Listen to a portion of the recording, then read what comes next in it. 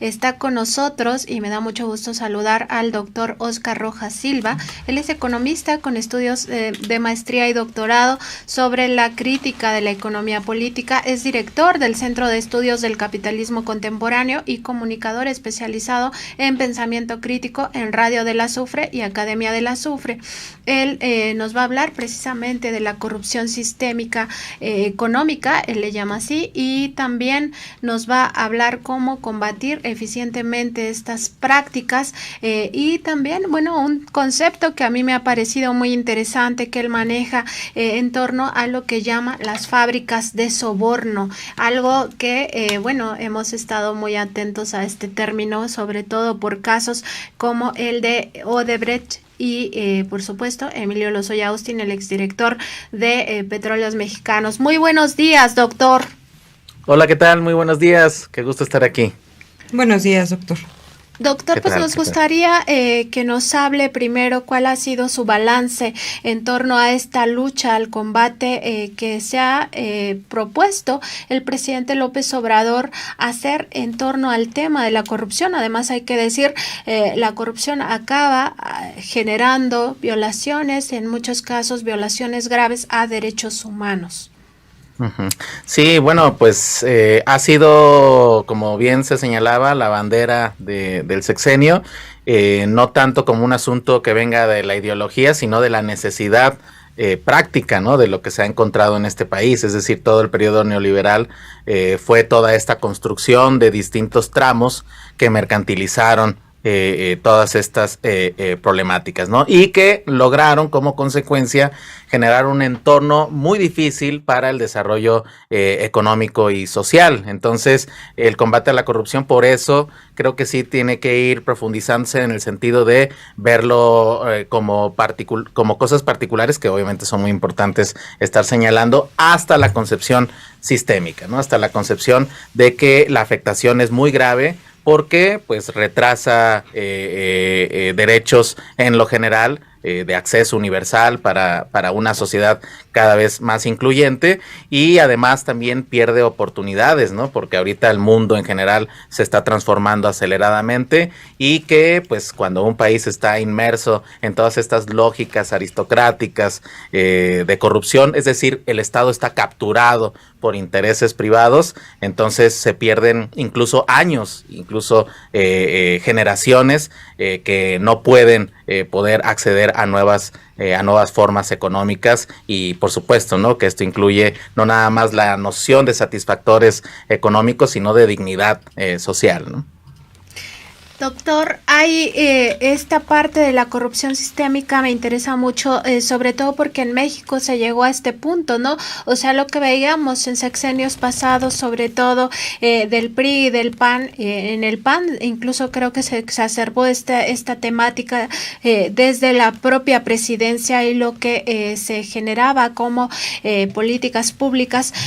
¿Cómo se puede combatir cuando estamos en un estadio de corrupción sistémica y sobre todo con un Estado capturado? Porque finalmente lo que privaba en México era los intereses de grupos muy específicos que ahora están muy enojados con las políticas del presidente Andrés Manuel López Obrador, y hasta se han juntado, ¿no? Con partidos políticos, sí. Estos intereses económicos ya con un rostro visible, pero detrás, por ejemplo, del empresario Claudio X González Guajardo, pues hay otros impulsores de estos grandes poderes fácticos. Claro, sí, bueno, ahí lo que hay que comprender es que nosotros tenemos la noción tradicional de las unidades empresariales que, pues bueno, están persiguiendo campos o espacios para producir ganancias. Pero en el caso mexicano también es muy interesante porque siempre las unidades empresariales han estado funcionando con el apoyo del Estado, es decir, lo han capturado totalmente. Digamos que en el siglo XX, por ejemplo, pues Nacional Financiera estableció las condiciones condiciones para generar todas las grandes empresas de este país, y se acostumbraron a una perspectiva no empresarial de ganancias, sino de rentas económicas.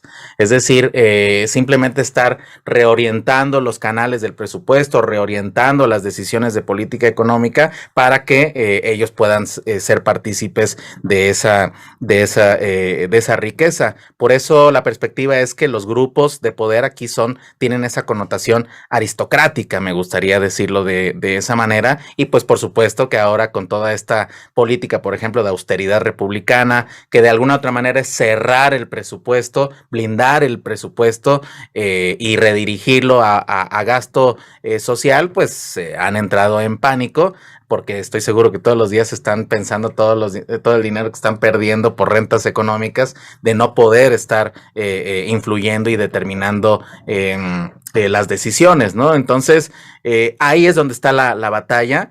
Y pues esto nos permite ver, nos habilita este concepto de corrupción sistémica, porque vamos a ver que las decisiones son estructuradas, ¿no? Es decir, se van ocultando por todos lados, y estuvieron por el lado del Banco Central, estuvieron por el lado de Hacienda, estuvieron en la no determinación de una política industrial, deliberadamente dejar el sur, por ejemplo, sin oportunidades de desarrollo. Es decir, toda esta estructura, si nosotros la vemos desde la perspectiva tradicional, si nos vamos a través de los órganos internos de control, pues ahí no aparece, ¿no? Técnicamente, incluso hasta pudiera estar todo en orden. Entonces, tiene que haber un criterio analítico, de inteligencia para poder percibir dónde están esas afectaciones y dónde se está generando toda esta dinámica, ¿no? Entonces, por eso en la propuesta de corrupción sistémica, pues se está habilitar estas unidades especiales que pueden ir atajando, haciendo el análisis particular de cómo esto operó, para poder desarticularlo y presentar con mucha claridad un modelo y otro, ¿no?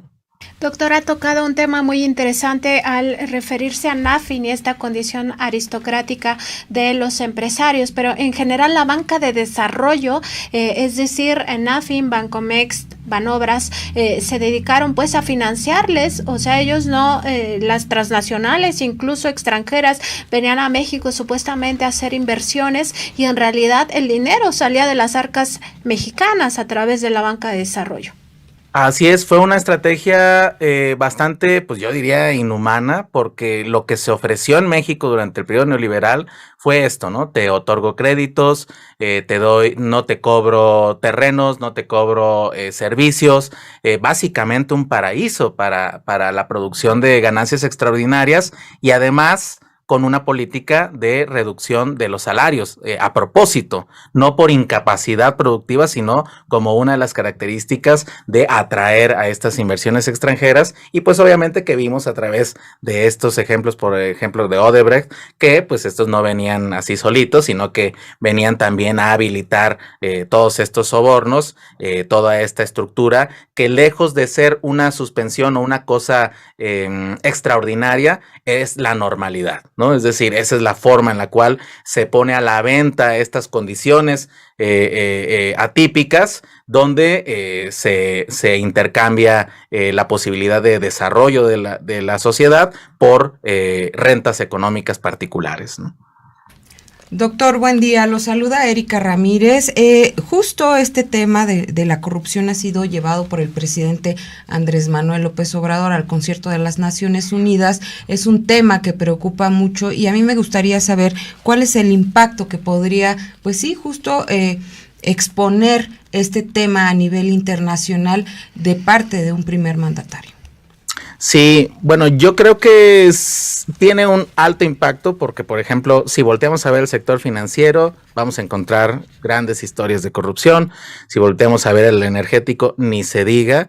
Y de hecho esto lo que nos empieza a develar es algo que ha estado oculto dentro de la narrativa neoliberal, que ha generado esta imagen de que el capitalismo es un asunto verdaderamente técnico, y que pues están verdaderamente preocupados por la generación de riqueza y satisfacción de necesidades, cuando en realidad es toda una estructura rentista que está tratando de hacer despojo de muchos sectores económicos a lo largo del planeta y que es una normalidad. Entonces, poner el tema de la corrupción es poner la forma en la cual se puede ir develando esto, ¿no? Esto es muy importante porque, pues digamos que la desigualdad ya es un hecho brutal, ¿no? Es decir, ya hay una desigualdad profunda, muy clara, y que pues todo el mundo está de acuerdo que los estados no han podido aliviar esta problemática a esta escala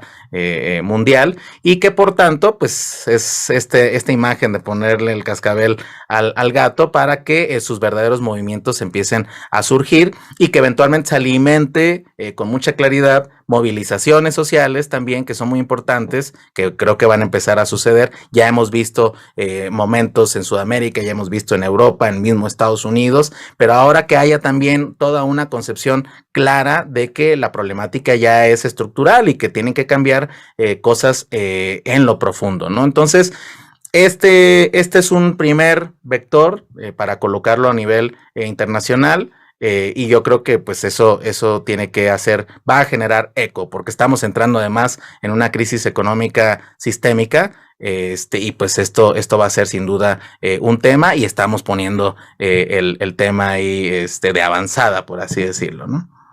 Doctor, en esta parte que usted menciona del despojo, me gustaría que nos hablara del tema de la evasión de impuestos, porque es digamos, un tipo de corrupción silenciosa que no se castigaba moralmente, como dice el presidente López Obrador en sus conferencias, que no era visible pues para la sociedad y que causa muchísimo daño a los países, sobre todo a los países digamos en situación de pobreza, como sería el caso de México, ¿no? Aquí históricamente las grandes corporaciones tenían un régimen de privilegio similar al de paraísos fiscales. No le veo ninguna diferencia porque se les dejaba pues hacer lo que querían con el tema de los impuestos. ¿Cómo ve este tema en la conceptualización de la corrupción?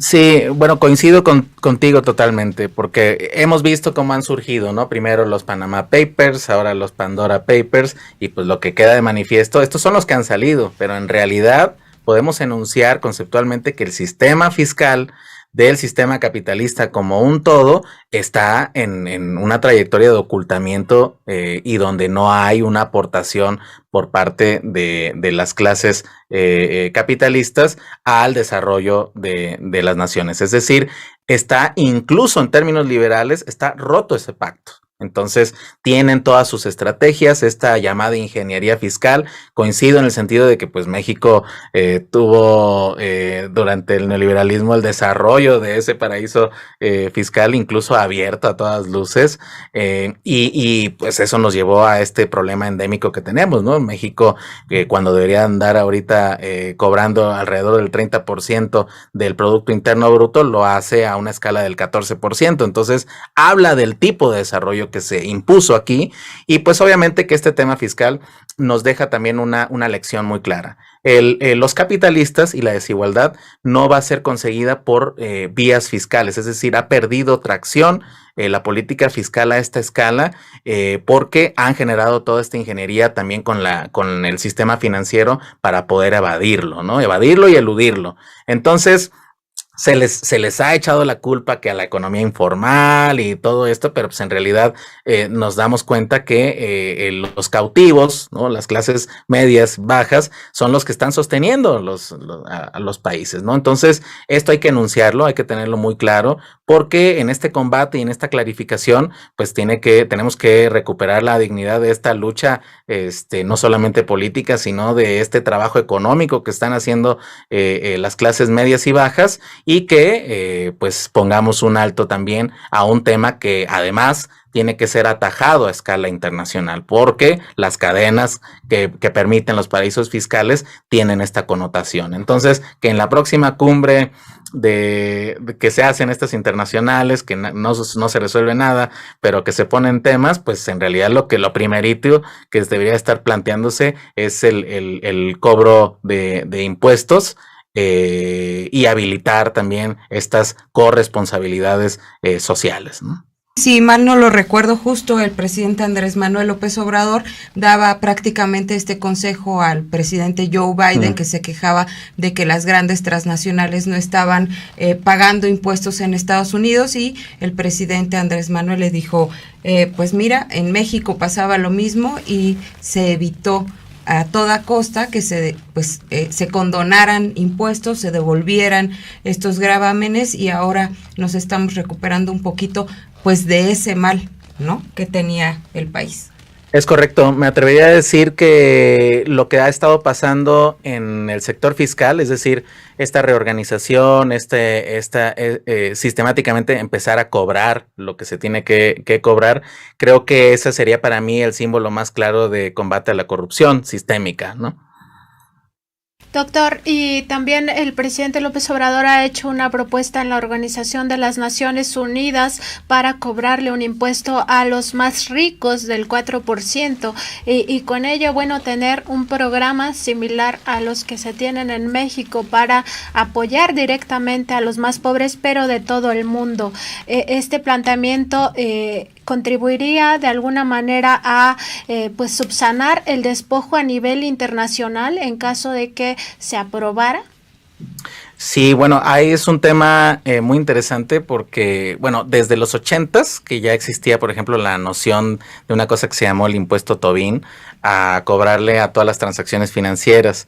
Ahora resurge esta connotación. Creo que lo interesante es que se pone una vía para que pues te tengan que decir que no, porque pues no van a querer hacerlo sin duda estas grandes fortunas, pero ya al menos ya esto también nos ayuda a clarificar de que no están dispuestas a colaborar.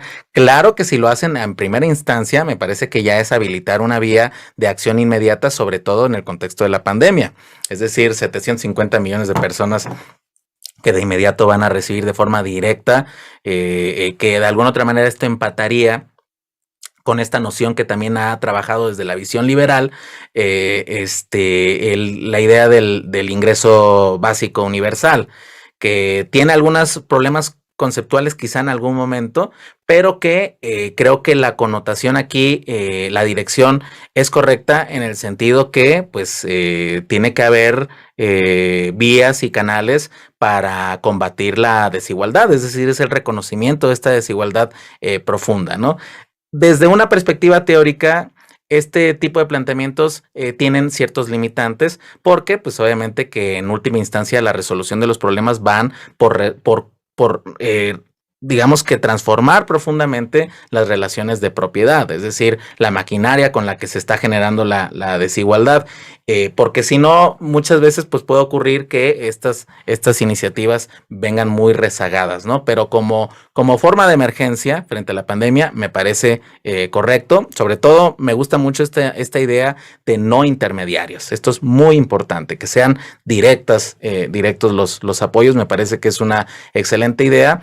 Y bueno, en un segundo momento también es importante porque esto obliga a que de esta propuesta se discuta esta desigualdad y que se discuta cuáles van a ser los criterios que intenten negarse, sobre qué están basándose esos criterios de que no quisieran colaborar con este proyecto. Entonces, el presidente es especialista en poner temas a discusión y pues vamos a ver cómo se desarrolla estos planteamientos. De principio, creo que ya es positivo que se esté apuntando a esta desigualdad y que se estén estableciendo vías más aterrizadas para generar ahí acciones concretas.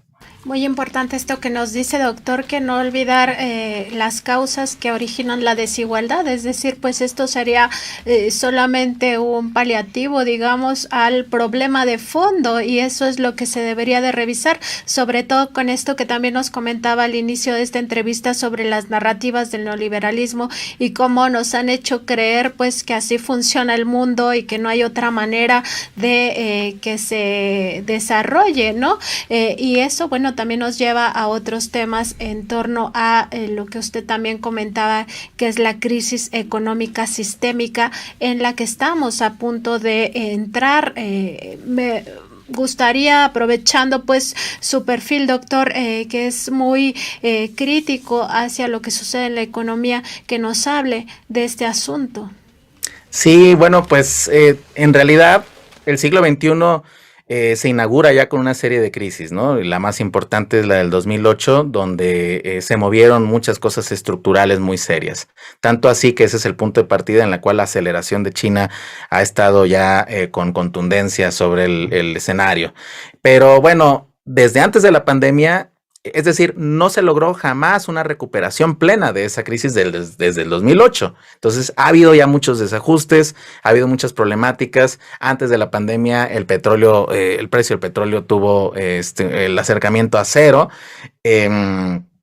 Y luego la pandemia misma también generó grandes problemáticas muy serias, se tuvo que detener toda la economía y ahorita a la hora que se vuelve a iniciar, a acelerar la economía, hay problemas de inflación. Entonces ya nos habla pues de que estamos en un momento donde el neoliberalismo ya ha dejado de tener su fuerza que tenía, es decir, ya presenta distintos conflictos en todas sus vertientes, y ahorita una cosa muy interesante, muy curiosa, pues, es que de donde viene el consenso de Washington que habilitó el neoliberalismo, en la última reunión que se tuvo con Biden y con Trudeau, postula ahí López Obrador el asunto de la sustitución de importaciones y se habilita toda esta noción otra vez de industrializar, ¿no? Entonces, esta reindustrialización nos coloca en una necesidad de un concepto fundamental, que es el de planificar.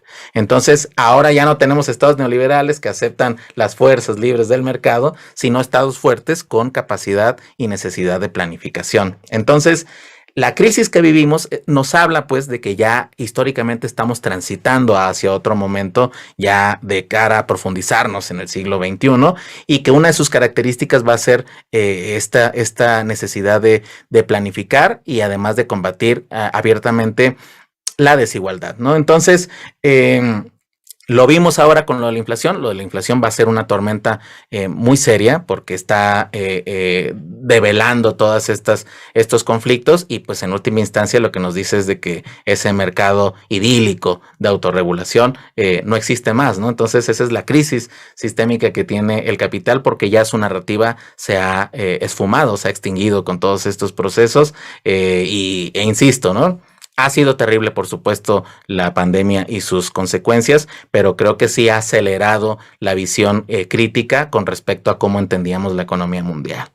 Sí, doctor, justo pues como usted lo comenta o por lo que se ve ya estamos llegando al agotamiento del sistema capitalista o del neoliberalismo. Esta propuesta que se hacía de la sustitución de importaciones que se llevó en México en una época y que pues movió prácticamente a toda la población hacia los principales centros laborales, ¿es viable a nivel regional como la plantea el presidente? Sí, me parece que sí. Y creo que un ejemplo claro es de que el gobierno de Biden ya ha dedicado $1 billón para la infraestructura.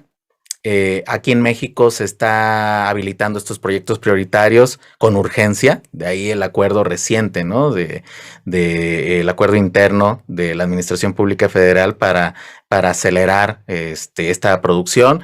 Entonces, todo indica esa materialidad, esa necesidad y que nadie está en contra, bueno, salvo la pseudo oposición, como me gusta decirlo, pero sí es viable y sí es necesario un proceso de reindustrialización porque los cuellos de botella que vienen de la cadena de suministros desde China, pues eso es lo que indican, es decir, toda la producción quedó del lado de China y hay problemáticas ahí a la hora de hacer esta transmisión, ¿no? Un contenedor que hace no mucho tiempo costaba, vamos a decir, en una ruta $2,000, ahora está triplicado, cuantuplicado, ¿no? Entonces, tenemos esa necesidad y cuando ya se crean esas necesidades críticas, las soluciones se vuelven más posibles, ¿no? Entonces, sí estamos en esa condición.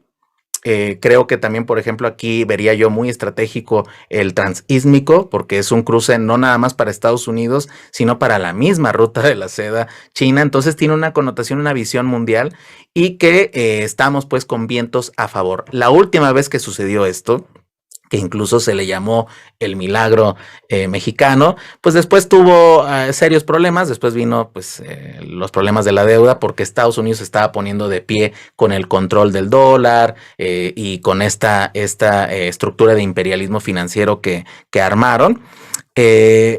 Pero ahorita tenemos Estados Unidos distinto porque está de capa caída, está en una crisis, entonces hay una nueva oportunidad de una versión 2.0 de ese milagro mexicano en torno a esta necesidad acuciante de reindustrialización, porque pues cuando tenemos esos flujos en ese sentido, pues van en contra de toda esta noción de especulación financiera que tanto nos ha hecho daño, ofrecen riqueza material efectiva y ofrecen 1 o 2 generaciones bajo un auge de desarrollo. Entonces, pues esto le cambia la cara, la narrativa y la visión política y social a la gente. Entonces, estamos frente a sustitución de importaciones más esta posibilidad de un cambio ideológico profundo en cómo concebimos el trabajo, ¿no? Doctor, también en el caso mexicano ha habido una alerta por parte del Banco de México hacia el tema de la inflación. Usted ya tocaba un poco este punto en sus respuestas, pero me gustaría conocer su opinión de qué es lo que realmente está pasando en México con este tema de la inflación y cómo golpeará pues a la gente, al ciudadano común que tal vez oye inflación y no queda muy claro pues si eso nos afecta o no nos afecta. Sí, bueno, me gusta decirlo, ahorita que he estado tocando este tema que se ha puesto de moda sin duda, es que, por ejemplo, una crisis económica es como un sismo y la inflación puede ser considerada como una especie de tsunami de la ola posterior a ese sismo. Entonces, aquí lo que estamos viendo es que lo que pasa es lo siguiente, Estados Unidos se desindustrializa, porque intenta dominar el mundo a través de los canales financieros. La consecuencia es que China aprovecha, claro, por su vector de revolución que tiene desde 1949, aprovecha para industrializarse de forma importante. Pero a la hora de estas crisis, Estados Unidos, al controlar la maquinaria, la Reserva Federal, el prestamista de última instancia, que es el que tiene el control del sistema monetario internacional, empieza a imprimir billetes sin una base material efectiva. Entonces creó en Estados Unidos una especie de riqueza ficticia, de sensación de riqueza ficticia, lo cual ha aumentado la demanda de forma importante, que eso es lo que ha saturado estas cadenas de suministros. Entonces, cuando un país, y sobre todo el país hegemónico, que lo que pase ahí impacta en el sistema, ha generado esta noción que ha establecido este proceso de inflación. Una inflación es un fenómeno muy fuerte porque todos los productos, podemos dividir todos los productos, todos los bienes en 2. Bienes que sirven para producir más bienes o bienes finales para el consumo. Entonces, nosotros estamos, por supuesto, más cerca de los bienes de consumo final, pero son muy importantes los bienes que producen bienes porque esos tienen un efecto multiplicador. Y me refiero a que, por ejemplo, si se encarece la gasolina o la electricidad, pues obviamente que eso va presionando para que se aumenten los precios, ¿no? Entonces, el problema es de que si en una cadena hay un aumento de un bien, entonces repercute en el otro y quizá lo cruzaba a otra cadena de este lado y genera un aumento en el otro bien de aquel lado que tiene otra cadena, entonces se empieza a generar un proceso de elevación generalizada de estos precios. Y además se le agrega un problema más, porque por ejemplo, si yo empiezo a ver que hoy el litro de leche, que es el ejemplo clásico, los economistas, cuesta 20 pesos, en una semana 26, en 2 semanas 32, me voy a apresurar a querer comprar más rápidamente antes de que suba su precio. Entonces se crea una inercia además de pánico en las compras que empiezan a recibir toda esa presión y se genera esta elevación. Entonces es un problema grave, ¿no? Que implica todo esto, pero que en última instancia, pues viene de esta naturaleza de control monopólico del dinero que tiene Estados Unidos. Que esto es muy importante señalarlo porque por lo regular tocamos el asunto de la política fiscal, pero no el de la política monetaria. Y ahí el Banco Central obviamente que tiene puntos críticos, porque el Banco Central que es autónomo con respecto a esta posibilidad de impresión de billetes, pero no es autónomo con respecto a las reglas de la Reserva Federal. Entonces es una autonomía ahí, digamos que vamos definiendo de qué va ahí, ¿no? Creo que ahorita es muy importante, pues ahorita a la próxima gobernadora del Banco Central, como se dice tradicionalmente, se ha sacado la rifa del tigre, pero pues va a ser muy interesante ver de qué manera se hace esta nueva visión. Y además, bajo una situación crítica, esperamos que también se abran la forma en la cual se generan los criterios de acción, que se ponga también a discusión pública qué es esto de la autonomía y que, pues, obviamente se puedan hacer las cosas del caso. Lejos de la ortodoxia, porque creo que la ortodoxia donde menos funciona es en las situaciones de crisis, para que podamos ahí establecer un giro en esta nueva etapa del Banco Central, ¿no? Doctor, pues esperemos que no sea un tsunami devastador, ¿no? Lo que nos espera. Sí, no, bueno, claro, no me gustaría dejar esa imagen también de distópica. Yo creo que lo importante aquí es que como se combate la inflación en realidad es generando estructuras productivas de riqueza material efectiva. Y para nuestra fortuna, pues México además también que no se ha endeudado, que esto es un punto muy importante, es decir, le resta vulnerabilidad y además ha apostado por la soberanía energética. Esto quiere decir, por el lado de la energía vienen muchos golpes inflacionarios. Entonces, Dos Bocas es un símbolo de que también se está blindando contra este tsunami y por supuesto los proyectos prioritarios también. Es decir, estamos alejándonos de los lugares riesgosos mientras sigamos avanzando, fortaleciendo la estructura industrial del país. Doctor, yo tengo una duda, si este fenómeno inflacionario tiene algo que ver justo con esta época del año en donde pues por lo menos algunos sectores tienen un poder adquisitivo más elevado con todo esto que viene de los aguinaldos y algunos pagos por el ejercicio laboral que se lleva a cabo, si impacta de alguna manera en este crecimiento inflacionario. Yo diría que, bueno, como decíamos ahorita, cuando ya está el proceso de inflación, pues es muy vulnerable a todos esos procesos, pero esos gastos pueden ser considerados estacionales.